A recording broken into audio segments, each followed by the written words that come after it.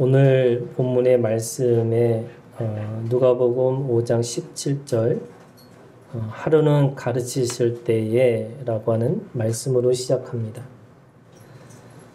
반면에 마지막 절 26절은 오늘 우리가 놀라운 일을 보았다 라고 결론처럼 고백하고 있습니다. 이 하루라고 하는 어떤 날이 오늘이라고 하는 의미 있는 시간, 의미 있는 하나님의 시간으로 그렇게 고백되어지는 것이 오늘 말씀의 의미라고 할 수 있습니다. 일상의 시간인 하루가 내게 가장 중요한 오늘이라는 역사가 되었습니다. 흘러가는 크로노스라고 하는 시간이 방향이라고 하는 카이로스의 시간으로 변화되었다는 뜻입니다. 신앙은 이런 거죠. 물이 포도주가 되는 거고 중풍병자가 일어나는 것이고 하나님을 저주했던 인생에서 하나님의 영광을 노래하는 극적인 인생으로 변화되는 것이 믿음의 세계입니다. 오늘 이 말씀으로 의미 없는 인생에서 여러분 살만 나는 인생으로 변화되는 이 시간, 오늘이 되시기를 주님의 이름으로 축복합니다. 이 신앙의 순간을 잘 포착해야 오늘의 신앙이 영원한 세계를 살아낼 수 있습니다. 26절에 있는 말씀에 모든 사람이 놀라 하나님께 영광을 돌리며 심히 두려워하여 이르되 오늘 우리가 놀라운 일을 보았다. 오늘 우리가 놀라운 일을 보았다라고 하는 이 고백이 원어로 직역을 하면 우리는 오늘 믿을 수 없는 일, 이거를 파라독스라고 합니다. 역설을 보았다. 이렇게 원어로 이야기하고 있습니다. 역설이라고 하는 것은 반대되는 모순으로 이치에 맞지 않는 표현을 모순 또는 역설이라고 합니다. 예를 들면 강철 같은 무지개 또는 영광스러운 상처, 이 두 가지가 같이 함께 만날 수 없는 모순인데 그 역설 속에서 그 무지개가, 그 상처가 무엇인지를 다시 표현하고 있다는 겁니다. 모순이라는 것이 한자로 얘기하면 창과 방패죠. 서로 반대되는 완전한 개념이 그걸 통해서 우리에게 또 다른 상상력, 또 다른 그것에 대한 하나님의 의미를 우리에게 주고 있다고 말씀하고 있습니다. 모든 사람들이 이 중풍병자의 이 사건을 통해서 왜 그거를 모순이라고 또는 역설이라고 표현하고 있을까? 놀라운 일 또는 도대체 이해되지 않는 일이라고 고백하고 있을까? 그것은 23절에 있는 말씀에 내 죄사함을 받았느니라 하는 말과 일어나 걸어가는 하는 말이 어느 것이 쉽겠느냐라고 하는 이 두 가지의 말씀을 통해서 일어나는 현상 또는 일어난 사건을 이야기하고 있기 때문에 그렇습니다. 내 죄사함을 받았느냐라고 하는 이 말 속, 그 다음에 일어나 걸어가라고 하는 이 말의 의미, 그 의미들이 각각에 가지고 있는 모순들이 있습니다. 첫 번째는 내 죄사함을 받았니라고 하는 이 말씀 안에는요, 두 가지 모순이 숨겨져 있습니다. 두 가지 역설이죠. 하나는 이스라엘 사람들에게는 예수님이 하나님이라는 모순에 직면하게 하는 사건이었습니다. 죄 사함을 받았느니라 라고 하는 것은 사람이 할 수 없는 일입니다. 그것은 하나님 밖에, 그래서 오늘 고백하기를 이 서기관과 바리새인들이 생각하여 이르되 이 신성모독하는 자가 누구냐? 오직 하나님 외에 누가 능히 죄를 사하겠느냐? 이에는 이, 눈에는 눈처럼 우리가 하나님 앞에 지은 죄이기 때문에 그 죄의 사함은 하나님밖에 할 수가 없습니다. 그래서 죄 사함을 받았느니라 라고 하는 이 고백은 바로 내가 하나님이다 라고 하는 예수님의 선포입니다. 특별히 공관복음에서 예수님이 내가 하나님이다 라고 하는 선포는요, 바로 이 사건에서 말씀하고 있는 겁니다. 다른 어떤 곳에도 어떻게 보면 내가 하나님이라고 직접적으로 표현하는 말씀이 없는데, 예수님이 내가 하나님이다 라고 하는 그 표현이 네가 죄사함을 받았느니라 라고 하는 이 말씀 속에 바로 자기의 표현, 자기의 확인을 말씀하고 있기 때문에 그렇습니다. 그런데 17절에 사람들과 의사 누가가 예수님을 가리키면서 뭐라고 말씀하시냐면 17절의 말씀을 보세요. 병을 고치는 주의 능력이 예수와 함께 하더라. 병을 고치는 예수님이신데 갑자기 오늘 죄사함을 하시는 하나님이 되셨습니다. 그리고 그것은 누구도 할 수 없는 권세를 이야기하고 있죠. 24절에 주님은 인자가 땅에서 죄를 사하는 권세가 있는 줄 너희로 알게 하리라 라고 하신 말씀처럼 그 말씀을 하신 그 죄를 사해 주시는 능력을 사람들에게 알게 하기 위해서 그렇게 하셨다라고 말씀하고 있습니다. 그래서 자신들이 보았던 한 인간, 한 사람이 어떻게 하나님이 될 수 있을까라고 하는 이 모순 가운데 있는 것이 네가 죄사함을 받았느니라 라고 하는 말씀의 가운데 있다고 이야기하고 있습니다. 또 하나는요, 그들은 잘 몰랐지만 예수님의 죄사함의 선포죠. 그 죄사함의 선포는 누구한테 한 거냐면 20절에 이 사람아 내 죄사함을 받았느니라 라고 해서 이 사람이라고 정확하게 한 사람을 지적하고 있습니다. 그것이 누구냐면 누워있는 중풍병자입니다. 누워있는 중풍병자가 하나님으로부터 어떻게 보면 가장 뿌리로서의 죄가 사함을 받았다라고 얘기하고 있습니다. 그 죄사함을 받은 중풍병자는 언제 일어나냐면 25절에 그들 안에서 곧 일어나 그 누웠던 것을 가지고 하나님께 영광을 돌리고 자기 집으로 돌아갔다. 그게 언제냐면요. 24절에 주님께서 일어나 네 침상을 가지고 집으로 가라라고 말씀하실 때입니다. 그러면 내가 죄사함을 받았느니라 라고 하는 이 원죄의 뿌리가 해결되었을 때는 이 중풍병자는 여전히 누워 있었습니다. 그런데 누워있는, 그래서 사람들로 하여금 여전히 병든 자고 여전히 하나님의 저주 가운데 있는 사람이라고 보이는 건데 주님은 그에게 죄의 뿌리를, 죄의 사함을, 용서를 선포하신 거죠. 이 모순이 뭐냐면 중풍병자이지만 그가 온전해지고 완전해졌다는 겁니다. 사람들에게 보이는 현상은 누워있고 아무 일도 일어나지 않았죠. 이 중풍병자조차도 자기가 그 말의 뜻이 무엇인지를 모르고 여전히 누워 있었습니다. 그런데 주님은 현상이 아니라 본질을 얘기하셨죠. 그 본질을 통해서 너가 진짜 구원을 받은 자다라고 이야기하십니다. 진짜 구원받은 자. 그래서 들고 뛰고 그래서 온전해진 모습을 통해서 사람들에게 보여줘야 되는데 그는 여전히 누워 있습니다. 이게 모순이죠.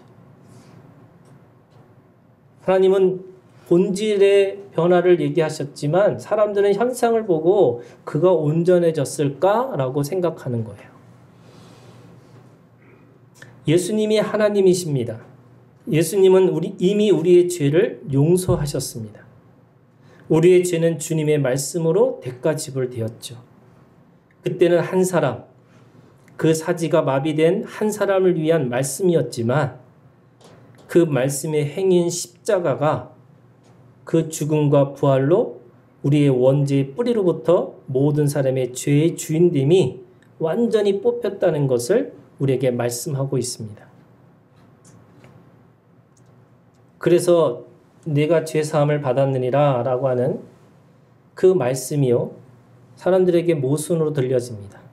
역설로 들려지는 거죠. 뭐냐면 인간이 사람이고, 그리고 인간이 하나님이시고, 그리고 그 중풍병자가 완전한 생명이라고 하는 그 모순, 그 역설 가운데 놓여져 있습니다.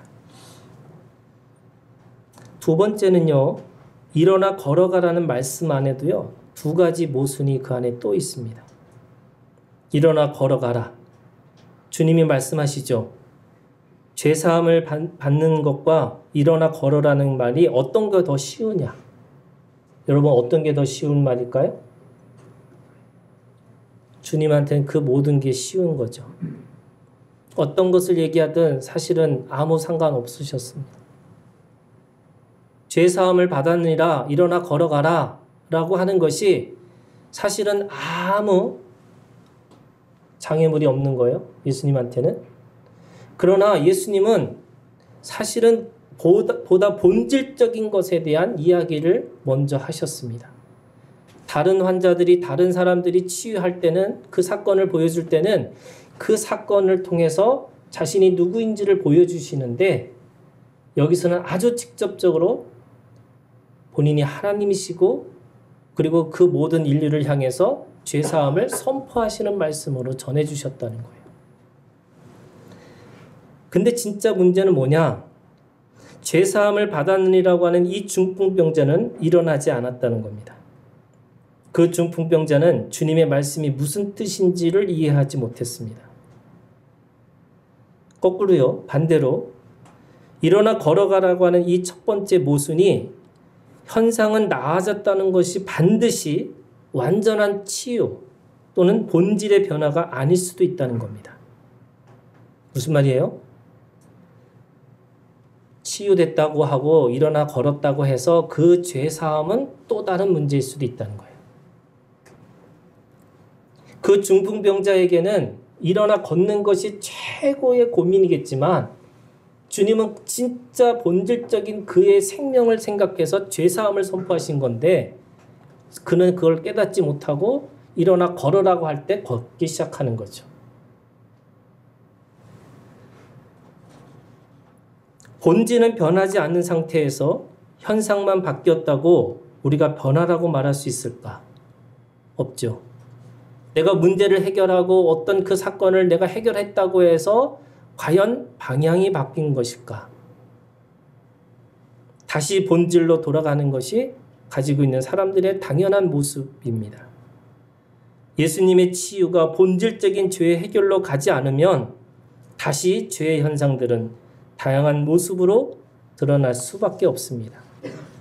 그래서 10명을 치유하셨지만 주님에게 다시 돌아온 사람이 한 사람이에요. 그래서 주님이 물으죠. 나머지는 어디 갔냐고. 돌아온 자가 죄의 해결을 통해서 구원받기 위해서 온 사람입니다.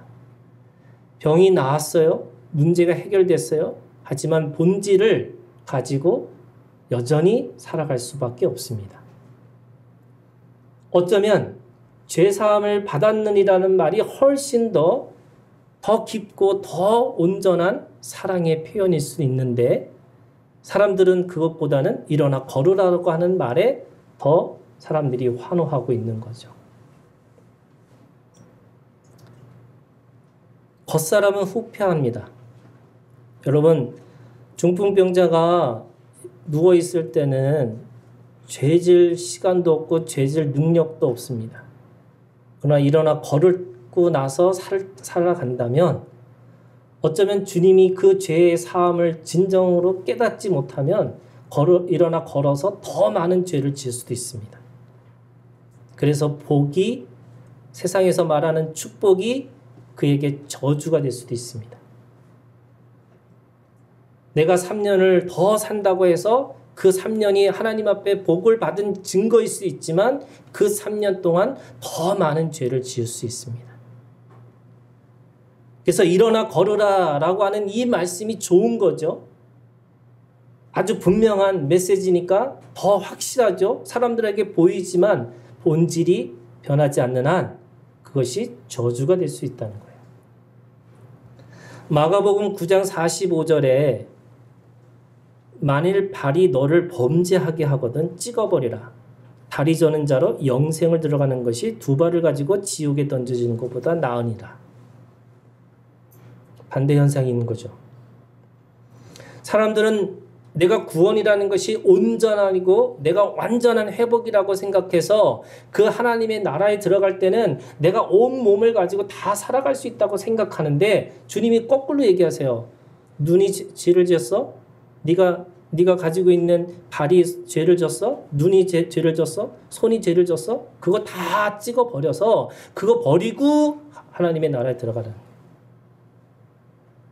그 모습이 어떤 모습이에요? 어떤 사람한테는 중풍병자의 모습이고 어떤 사람은 시각장애인으로 들어가는 거고 아니 어떻게 그런 사람이 구원을 받아요?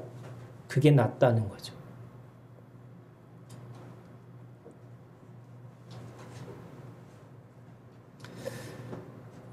그럼 여러분 찍어버리면 남는 몸뚱아리가 있을까요? 없죠.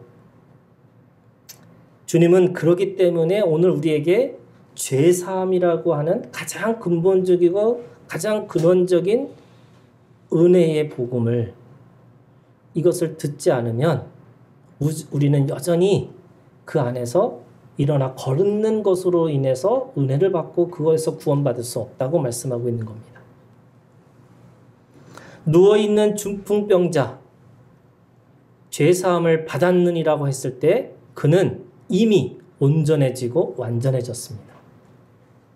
일어나 걸어가는 것이 그가 온전하고 완전해진 것이 아니라 누워있는 그동안에 하나님의 말씀으로 예수님의 말씀으로 그는 완전해졌습니다.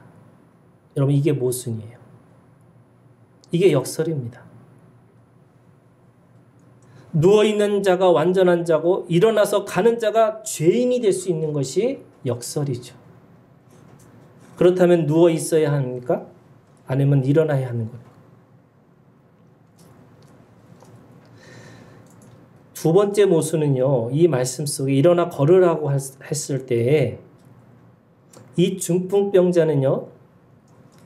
아무것도 하지 않았습니다.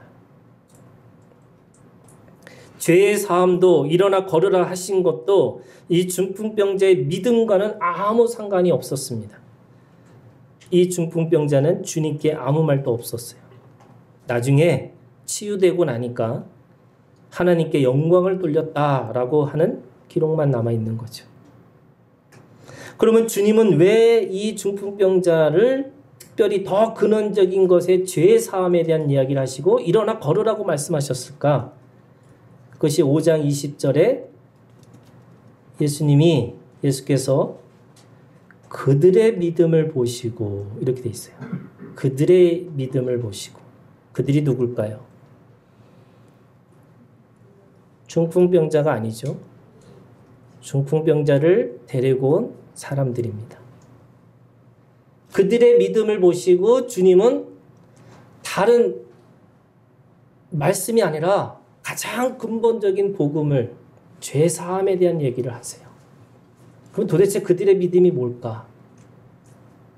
마가복음 2장에 보면 그들이 4사람이에요. 각각의 한 구덩이씩 잡아가지고 내려온 사람이에요. 그들이 가지고 있는 믿음이 있습니다. 그들의 믿음이 18절에 첫 번째 예수 앞에 드려놓고자 하였다라고 하는 드려놓고자 하였다라는 말씀이 헬라어로는요 제테오라는 말씀입니다. 그러니까 제테오라고 하는 동사로 시작합니다.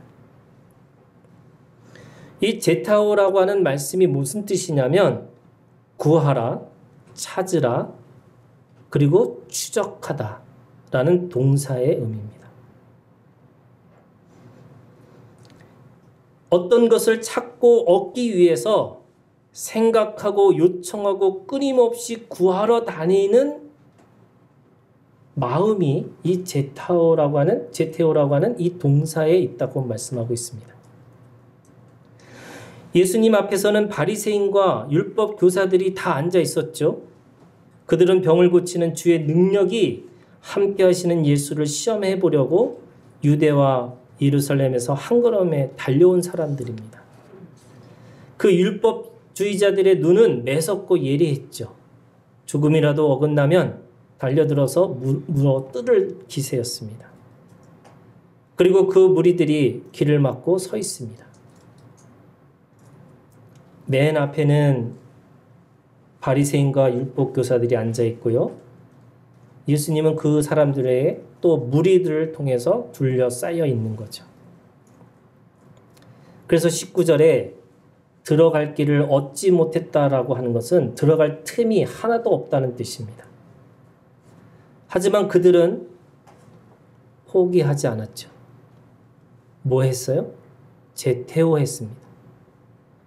찾고 또 찾고 또 찾은 거죠.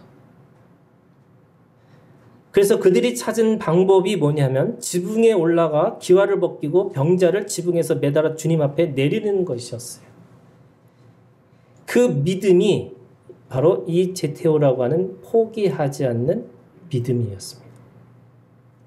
끝까지 내가 그 일을 하고 그 생명을 주님 앞에 내려놓겠다고 하는 믿음이었습니다. 골로새서 3장 1절에 그러므로 너희가 그리스도와 함께 다시 살리심을 받았으면 위의 것을 찾으라. 이 찾으라는 게 재테오입니다. 거기는 그리스도께서 하나님 우편에 앉아 계시니라. 위의 것을 생각하고 땅의 것을 생각하지 말라. 하나님의 말씀이죠.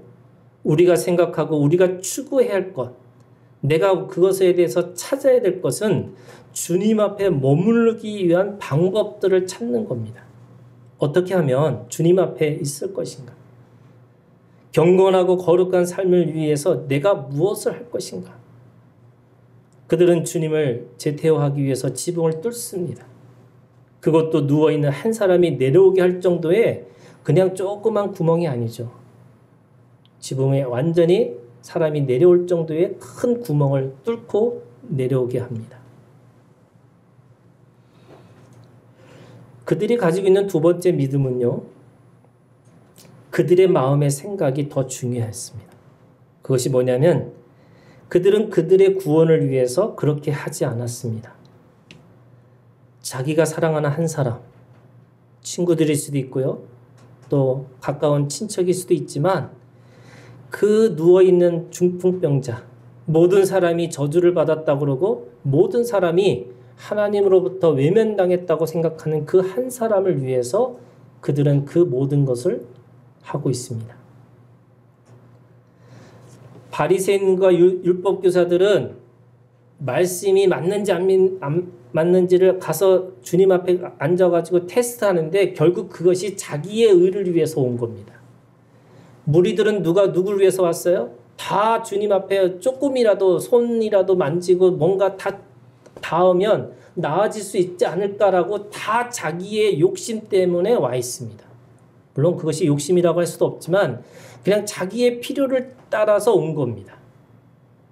그런데 이 네 사람은요, 자기의 필요를 따라서 온 것이 아니죠. 그냥 한 사람, 한 생명이 주님 앞에 오늘 만나지 않으면 안 될 것 같은 그 안타까움으로 그들은 주님 앞에 어떻게 해야 될지 하고 생각해서 그 일을 벌이고 있습니다. 여러분 19절에 있는 말씀해 보세요. 19절에 동사들이 있어요. 5가지 동사들입니다.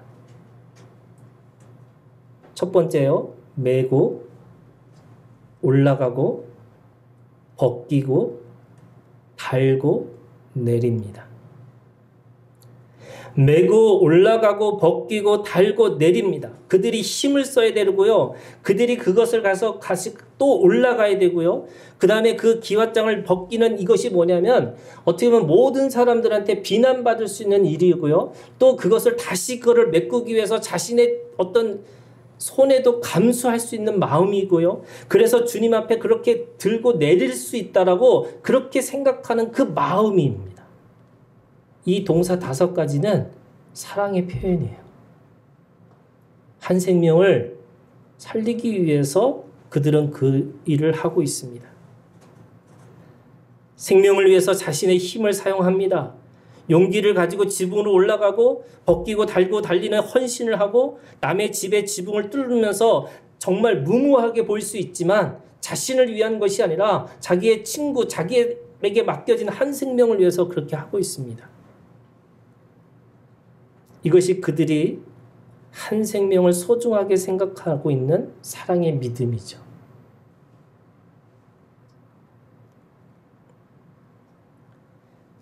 세 번째, 그들이 가지고 있었던 믿음은요, 저는 오늘 누구에게는 그것이 하루인데 26절에 그들에게는 오늘이라고 하는 시간에 절박함이 있었습니다. 오늘 만나지 않으면, 오늘 이것을 하지 않으면 절대로 안 된다라고 하는 그 절박한 믿음이 있었습니다. 내일 만나면 되지, 또 다음에 만나면 되지. 여러분, 은혜라는 게 오늘 은혜를 받으셔야 돼요. 내가 과거의 은혜가 너무너무 많았죠. 하지만 그 과거의 은혜로 사는 게 아니고 미래에 다가올 은혜로 사는 게 아니고 오늘 우리에게 주시는 은혜의 절박함이 있으셔야 돼요. 이들은 그것을 가지고 있었습니다. 모두가 하루라고 하는 그 시간이 지나가는 시간으로 쓰고 있지만 이들에게는 그것이 아니고 오늘 아니면, 지금 아니면, 당장 아니면 죽음이라는 것을 직감하고 그들은 그것으로 행동합니다. 그래서 그들의 직진이죠. 왜요? 절박함입니다. 그들을 막아설 수 있는 것은 아무것도 없습니다. 그것이 벽이든 물이든 그것이 어떤 것이든 오늘 주님 앞에 그를 내려놓겠다라고 하는 그 믿음이 그들에게 있었죠. 여러분, 오늘 창조부터 영원까지라는 신앙으로 사는 것이 종말론적 신앙입니다. 오늘 은혜를 받아야 합니다. 오늘 아니면 우리는 돌아설 수 없습니다. 절박함으로 용기가 생기고 새로운 길이 만들어지는 거죠. 이것이 절박함이라는 믿음입니다. 여러분, 이들이 가지고 있는 세 가지 믿음, 포기하지 않고 한 생명을 소중하게 여기고 오늘 아니면 안 된다는 그 믿음이 주님의 마음을 움직였습니다. 근데 그런 마음이 움직였던 그 마음이요, 사실은 더 본질적인 것을 말할 수밖에 없는 그들의 믿음이 있었어요.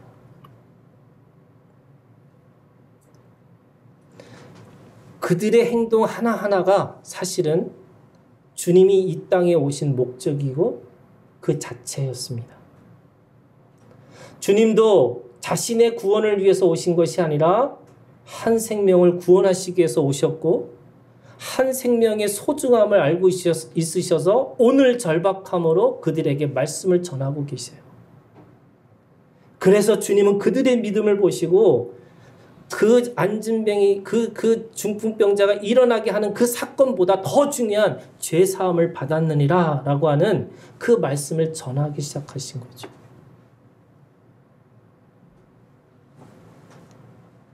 그래서 오늘 여러분 말씀의 제목이 뭐예요? 22절에 오늘 말씀의 주제입니다. 예수께서 그 생각을 아시고 대답하여 이르시되 너희 마음에 무슨 생각을 하느냐. 여러분 오늘 말씀의 주제가 이거예요. 너희 마음의 생각에 너희 마음에 무슨 생각을 하느냐. 왜 이 말씀이 주제일까? 죄사함이라는 것은요, 어디서부터 일어난 사건이냐면 사람들한테 보이는 사건으로 일어나는 것이 아니라 그 마음의 생각에 일어난 사건이에요. 오늘 이 질문은 누구한테 하신 겁니까? 네 사람도 아니고요. 중풍병자도 아닙니다. 누구한테 말씀하신 거냐면 서기관과 바리새인들에게 말씀하시는 거예요. 이 서기관과 바리새인들이 가지고 있는 그 마음과 생각이 뭐냐면 여전히 자기가 가지고 있는 자신의 생각, 가치관, 그것에 대해서 꽉 차 있는 사람들에게 네 마음에 네 생각에 무엇이 있느냐고 묻고 계세요.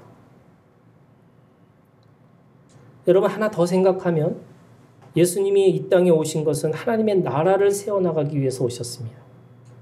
하나님의 나라는 어디에 세워질까요? 여러분 하나님 나라 어디서 세워져요? 우리의 마음과 우리의 생각 가운데 세워지는 거예요. 예수님은 하나님의 집, 성전을 세우시기를 원하시는데 그 성전이 어디 세워지시는 거예요? 우리의 마음과 우리 생각 가운데 지어지는 겁니다. 그래서 마음이, 생각이 하나님의 집이고 하나님의 나라의 공간입니다. 그래서 주님은 묻고 계세요. 죄사함이 어디서 일어나요? 마음과 생각에서 일어나는 거예요.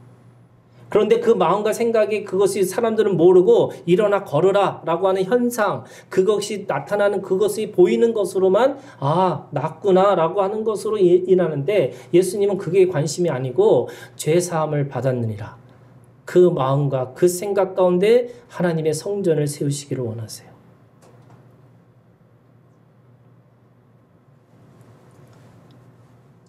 오늘 말씀해 보니까 지붕이 뚫렸잖아요. 누구 집일까요? 누구 집인데 뚫렸을까요?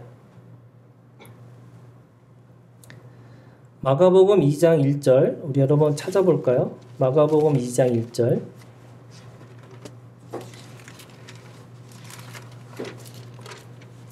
마가복음 2장 1절부터는 사실 똑같은 사건을 우리에게 말씀하고 있는 건데 마가복음 2장 1절부터 12절까지가 우리가 읽은 본문의 말씀하고 거의 같습니다.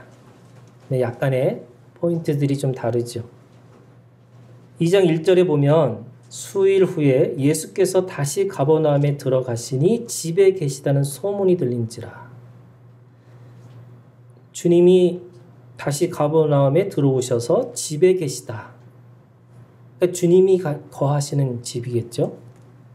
여러분 마태복음 4장 13절을 볼까요? 마태복음 4장 13절.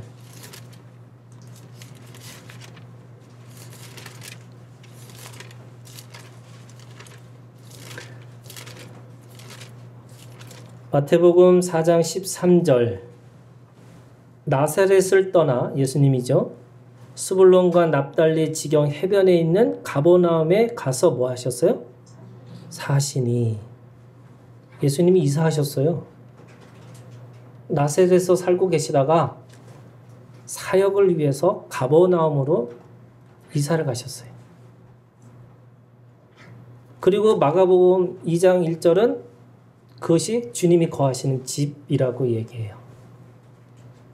물론 성경학자들이 이 집이 예수님의 집이 아닐 거고 베드로의 집이 아닐 건가. 왜냐하면 베드로의 집에 그 예수님이 장모를 고치고 또 베드로를 또 제자로 삼았기 때문에 그곳을 예수님이 거하시는 임시 거처로 사용하지 않았을까. 그런데요, 뭐 월세든 전세든 주님이 사시는 곳이잖아요. 주님의 집입니다. 그 주님의 집에 구멍을 뚫고 들어옵니다.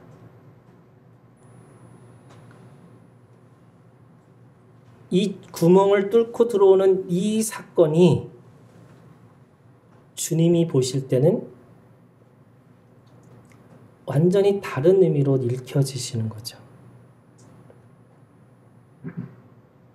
보이는 집은 무너지고 주님은 보이지 않는 하나님의 집을 지어야 한다고 하는 것을 말씀하고 있습니다. 보이는 집은 헐고 보이지 않는 하나님의 나라의 집을 지어야 합니다. 여러분 이것이 오늘 우리에게 주고 있는 질문이에요. 너희 마음에 무슨 생각을 하느냐? 집이 무너지고 그 지붕이 뚫려가지고 모든 사람들이 그 집을 살 수 없는 집이지만 하나님의 집은 마음과 생각이 짓기를 원하셔서 죄사함이라고 하는 터를 만들기를 원하세요. 그래서 오늘 우리가 읽은 학개서에 있는 이 말씀을 우리가 함께 읽은 겁니다. 학개서 1장 7절에서 11절은요. 하나님의 집을 짓는 믿음입니다. 첫 번째 성전이 솔로몬의 성전이었고 두 번째 성전이 스룹바벨의 성전입니다. 학개서는 이 스룹바벨의 성전, 두 번째 성전을 건축하고 그것을 미루고 있는 이스라엘 백성들을 책망하는 말씀이에요. 하나님이 바벨론에서 그들을 어떻게 보면 성전을 지으라고 그들을 보내셨는데 그들은 16년 동안 아무것도 하지 않고 그 성전 짓는 것을 미루고 있습니다. 그러면서 그들을 향해서 하나님께서 말씀하시는 거죠. 첫 번째 7절에 있는 말씀에 보니까 만군의 여호와가 말하노니 너희는 자기의 행위를 살필지니라. 무슨 행위였어요? 그 위에 올라가서 보면은 4절입니다. 이 성전이 황폐할 건을 너희가 이때 판벽한 집에 거주하는 것이 옳으냐. 6절에 너희가 많이 뿌릴지라도 수확이 적으며 먹을지라도 배부르지 못하며 마실지라도 흡족하지 못하며 입어도 따뜻하지 못하며 일꾼이 삭을 받아도 그것을 구멍 뚫어진 전대에 넣음이 되는. 무슨 말이에요? 이들은 뿌리고 수확하기를 기다리고 있고 배부르고 마시고 따뜻하게 입고 그래서 열심히 일해서 뭔가를 해야 되는 걸 하고 있는 거예요. 그들이 가지고 있는 관심이 뭐냐면 자기의 것에 대한 관심이었어요. 그런데 하나님의 집은 황폐해졌다는 거죠.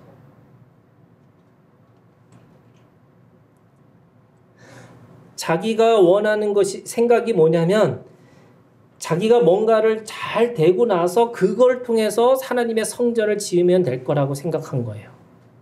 그런데 하나님 어떻게 하셨어요? 안 되게 해도 계속 안 되게 하셨다는 거예요. 뭘 해도 안 돼요. 그래서 7절에 있는 말씀에 뭐라고 얘기하냐면 자기의 행위를 살필지니라. 네 행위를 바꾸라는 거예요. 어떻게 바꿔요? 우선순위를 바꿔야 되는 거예요. 하나님의 집을 짓는 것이 우선인데 자기 집을 깨끗하고 아름답게 지어진들 그것이 그들에게 평안이고 그것이 안식이고 그것이 뭔가 수확이 되는 것이 아니라고 말씀하고 있어요. 그래서 우선순위 바뀌라고. 뭘 바꿔야 돼요? 성전 짓는 것을 먼저 우선순위 하라는 거예요. 두 번째는요. 8절에 너희는 산에 올라가서 나무를 가져다가 성전을 건축하라 이렇게 돼 있어요. 산에 올라가서 나무를 가져다가 이게 무슨 말이냐면 오늘 일을 내일로 미루지 말고 그냥 바로 산에 올라가서 나무를 베서 그 성전을 건축하라. 오늘 해야 된다는 거예요. 오늘. 지금 당장 그거를 하라는 거예요. 뭐뭐 하고 나서가 아니라 그거부터 먼저 하라는 거예요. 만약에 그렇게 하지 않으면 11절 내가 이 땅과 산과 곡물과 새포도주와 기름과 땅의 모든 사람과 모든 소산과 사람과 가축과 손으로 수고하는 모든 일에 한 재 가뭄을 주신다는 거예요. 그것이 우선순위가 바뀌지 않으면 오늘 그것을 당장 하지 않으면 하나님이 한 재 가뭄을 내릴 수밖에 없다는 거죠. 그래서 우선순위를 정하고 즉시 그 일을 행하라고 하는 말씀이에요. 그래서 살피고 당장 그것을 하는 이유가 뭐냐? 성전을 세우는 것이 공동체, 그 이스라엘 민족이 전체가 함께 회복되는 것이기 때문에 그런 거예요. 나 개인만 회복되는 거 아니고 전체 회복하는 순서가 바로 성전이라는 거죠. 근데 왜 그들은 여전히 자기가 먹을 거, 입을 거, 왜 마실 걸 염려하느냐? 이게 노예의 근성입니다. 바벨론에서 70년 동안 살아가면서 그들이 가지고 있는 습관들이 뭐냐면 여전히 나 먼저 살아야지. 그런 거잖아요. 내가 온전해야지 내가 사랑을 줄 수 있다고 생각하는 거예요. 그래서 내 거 먼저 내가 온전해지기 위해서 내가 먼저 내가 완전해져야지 내가 무엇인가 할 수 있다고 생각하는 거예요. 물론 그 안에 생존의 어려움이 있고요. 그 안에 사마리아 사람들과 하는 정치적인 어려움들이 있어요. 그런데 그 안에서 자기 생존 본능만 살아있어서 자기 생존의 본능으로 살다 보니까 하나님께서 그거 아니라고 얘기하시는 거죠. 그럼 여러분 주님의 질문에 다시 들어갈까요? 너희 마음에 무슨 생각을 하느냐? 여러분 이것이 세 번째 성전이에요. 솔로몬의 성전이 있고 스룹바벨의 성전은 보이는 성전이었어요. 그런데 예수님은 마음의 성전, 돌 성전이 아니라 사람의 성전을 세우기를 오신 거죠. 그래서 세 번째 성전의 건축을 위해서 우리 가운데 오셨으면 그 안에서 그 공간에서 어떤 영적인 일이 일어나야 되는지를 주님께서 묻고 계세요. 그렇기 때문에 첫 번째 주님은 서기관과 바리새인들에게 질문하신 겁니다. 그것은 그들이 생각을 뒤집지 않으면 절대로 하나님의 집을 지을 수 없기 때문에 그런 거죠. 그들에게는 여전히 학계 선지자의 도전이 남아 있습니다. 주님이 그들에게 질문하는 거죠. 하나님의 말씀을 마음의 생각에 두어야 하는데 자신의 입장으로 자신의 것을 가지고 생존하기 위해서 여전히 정죄하고 있고 하나님의 거하시는 그 자리가 여전히 그들의 마음과 생각 가운데 남아있지 않습니다. 두 번째는요. 예수님은 성전을 헐라고 하셨죠. 내가 사흘 동안에 일으키리라. 성전을 헐라. 그게 보이는 집이에요. 그 네 사람의 믿음은 그 보이는 지붕을 주님의 집을 헐고 있습니다. 그리고 그들의 마음은 하나님을 향한 하나님을 추구하고자 하는 그 마음으로 그들에게 주님 앞에 그를 내려놓습니다. 그들이야말로 마음과 생각 가운데 하나님 앞에 하나님의 집을 짓고 있는 사람들이죠. 은혜의 터라고 하는 마음과 사랑이라고 하는 기둥 가운데 하나님의 나라, 하나님의 집을 그들의 마음 가운데 짓고 있는 거예요. 그래서 주님은 그들의 믿음을 보시고 다른 어떤 것보다 모든 사람들에게 은혜의 터를 마련해 주기를 원하셔서 죄사함을 받았느니라 라고 선포하고 계신 거죠. 하나님의 집이 지어지는 과정이 용서라는 터 위에 사랑의 기둥을 세우고 그것으로 지체라는 연합의 관계로 함께 성장하는 장성한 믿음입니다. 여러분 그리스도의 몸까지 자라나는 신앙이 되어죠. 이것이 중풍병자들을 데리고 온 사람들의 믿음이었고 주님의 십자가 사역의 본질이었습니다. 그래서 주님은 그들의 믿음을 보시고 죄사함이라는 하나님의 집의 터를 마련해 주신 거죠.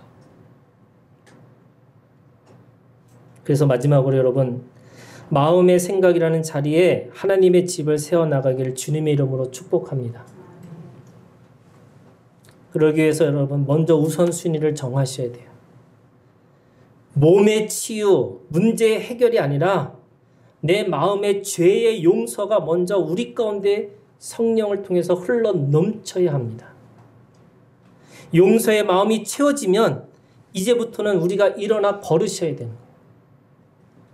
일어나서 침상을 가지고 집으로 가라고 하신 그 말씀을 따라 오늘 우리가 우리의 마음에 눌려있던 것, 생각에 눌려있던 것이 아니라 그 마음의 은혜의 턱 가운데 세워진 그 은혜를 가지고 여러분 우리의 문제 속에서 우리의 가지고 있는 상황 속에서 직면하고 바르게 서 있는 용기가 우리 가운데 살아 역사하셔야 돼요.